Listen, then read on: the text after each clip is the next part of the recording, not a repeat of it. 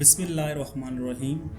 السلام علیکم معزز ناظرین، آج کی اس ویڈیو میں ہم یاجوج و ماجوج کے بارے میں بتائیں گے کہ یاجوج ماجوج کیا ہے، ان کا ظہور کیسے ہوگا اور ان کو موت کیسے آئے گی۔ یاجوج و ماجوج حضرت نوح علیہ السلام کے تیسرے بیٹے یافت کی اولاد میں سے ہیں۔ یہ انسانی نسل کے دو بڑے وحشی قبیلے گزر چکے ہیں جو اپنے ارد گرد رہنے والوں پر بہت ظلم اور زیادتیاں کرتے اور انسانی بستیاں تک برباد کر دیتے تھے۔ قرآن مجید کی آیات، توریت کے مطالب اور تاریخی شواہد سے معلوم ہوتا ہے کہ یہ لوگ شمال مشرقی ایشیا میں زندگی بسر کرتے تھے اور اپنے وحشیانہ حملوں کے نتیجے میں ایشیا کے جنوبی اور مغربی علاقوں میں مصیبت برپا کرتے تھے۔ بعض تاریخ دانوں نے ان کے رہائشی علاقوں کو ماسکو اور توبل کے آس پاس بتلایا ہے، اور بعض کا خیال ہے کہ یاجوج و ماجوج کے شہر تبت اور چین سے بحر منجمد شمالی تک اور مغرب میں ترکستان تک پھیلے ہوئے تھے۔ حضرت ذوالقرنین کے زمانے میں یاجوج و ماجوج کے حملے وبال جان بن گئے تھے۔ ان کی روک تھام کے لیے حضرت ذوالقرنین نے پہاڑوں کے مابین اونچی اور مضبوط دیوار تعمیر فرمائی۔ ذوالقرنین کا ذکر قرآن کریم کی سورہ کہف میں موجود ہے۔ جس ذوالقرنین کا قرآن مجید میں ذکر ہے، تاریخی طور پر وہ کون شخص ہے؟ تاریخ کی مشہور شخصیتوں میں یہ داستان کس پر منطبق ہوتی ہے؟ اس سلسلے میں مفسرین کے درمیان اختلاف ہے۔ تاریخ کی کتابوں کے مطالعے کے بعد لوگوں نے ذوالقرنین کی شخصیت کے متعلق مختلف اندازے لگائے ہوئے ہیں۔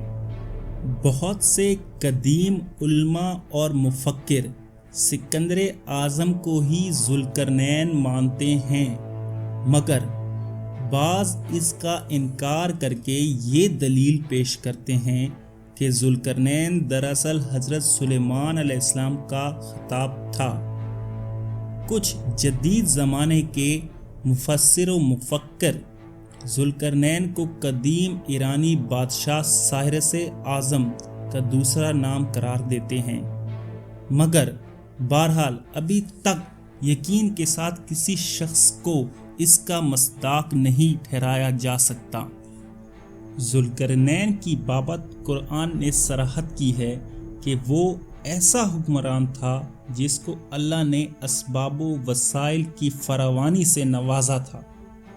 وہ مشرقی اور مغربی ممالک کو فتح کرتا ہوا ایک ایسے پہاڑی درے پر پہنچا جس کی دوسری طرف یاجوج اور ماجوج تھے۔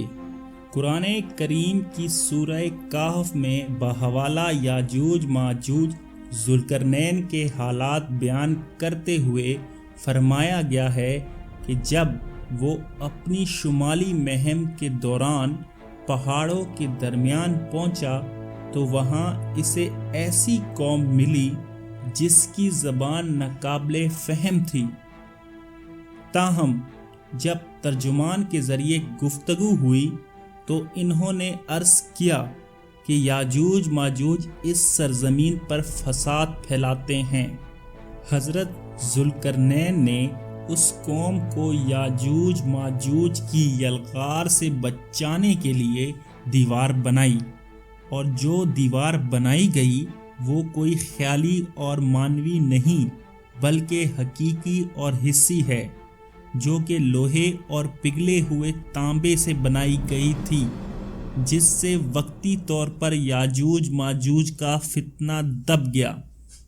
جب یہ دیوار تعمیر ہو گئی تو ذوالقرنین نے اللہ کا شکر ادا کیا جس نے یہ دیوار بنانے اور لوگوں کو آئے دن کی پریشانیوں سے نجات دلانے کی توفیق بخشی، مگر ساتھ ہی لوگوں کو یہ بھی بتا دیا کہ یہ دیوار اگرچہ بہت مضبوط اور مستحکم ہے، مگر یہ لازوال نہیں۔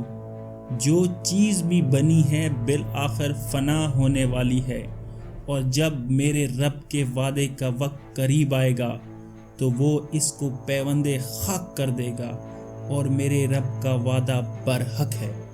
اس میں سوراخ کر کے یاجوج ماجوج کا ادھر آنا ممکن نہیں، لیکن جب اللہ کا وعدہ پورا ہوگا تو وہ اسے ریزہ ریزہ کر کے زمین کے برابر کر دے گا۔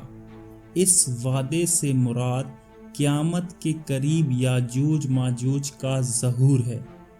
صحیح بخاری کی ایک حدیث میں حضور نبی کریم صلی اللہ علیہ وسلم نے اس دیوار میں تھوڑے سے سوراخ کو فتنے کے قریب ہونے سے تعبیر فرمایا۔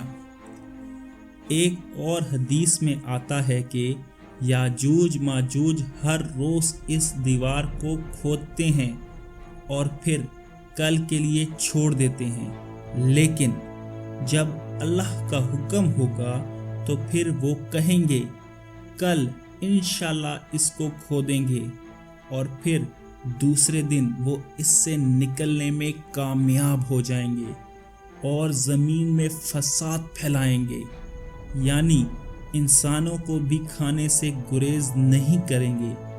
تو اللہ تعالیٰ کی طرف سے حضرت عیسیٰ علیہ السلام کو حکم ہوگا کہ وہ مسلمانوں کو طور کی طرف جمع کر لیں، کیونکہ یاجوج ماجوج کا مقابلہ کسی کے بس میں نہ ہوگا۔ حضرت عیسیٰ اور ان کے ساتھی اس وقت ایسی جگہ کھڑے ہوں گے جہاں غذا کی سخت قلت ہوگی۔ پھر لوگوں کی درخواست پر حضرت عیسیٰ علیہ السلام یاجوج ماجوج کے لیے بد دعا فرمائیں گے، پس اللہ تعالیٰ ان کی گردنوں اور کانوں میں کیڑا پیدا کر دے گا جو بعد میں پھوڑا بن جائے گا، جس کے پھٹنے سے یہ ہلاک ہونا شروع ہو جائیں گے، سب کے سب مارے جائیں گے۔ ان کی لاشوں سے زمین کا کوئی بھی حصہ خالی نہ ہوگا، اور ہر طرف ان کی لاشوں کی گندی بو پھیل جائے گی۔ پھر عیسیٰ ابن مریم دعا کریں گے، اللہ تعالیٰ اونٹ کی گردن برابر پرندے بھیجیں گے جو ان کی لاشوں کو اٹھا کر جانے کہاں پھینک دیں گے۔ پھر ایک بارش ہوگی جس سے کل زمین صاف و شفاف ہو جائے گی اور ہر طرف ہریالی و خوشحالی ہوگی۔ آخر میں اللہ تعالیٰ سے دعا ہے کہ اللہ ہمیں ہر آنے والے فتنے سے بچائے اور ہمیں اپنی راہ پر چلنے کی توفیق عطا فرمائے۔ آمین۔